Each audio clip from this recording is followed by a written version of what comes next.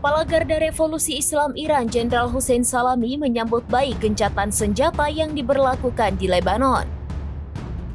Menurutnya, keputusan tersebut menandai kekalahan besar bagi rezim Israel.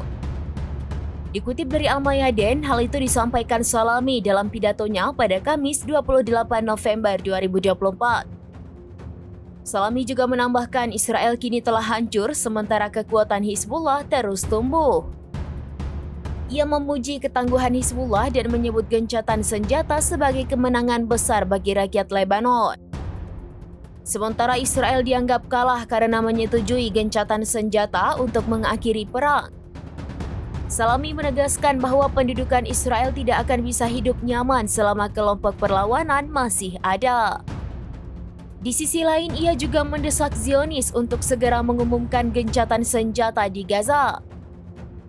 Sebab jumlah kematian warga sipil kini telah mencapai 44.300 jiwa sejak perang dimulai.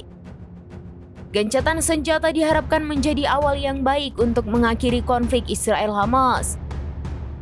Saat ini, warga Palestina di Gaza masih dihantui rasa takut karena serangan bisa terjadi kapan saja.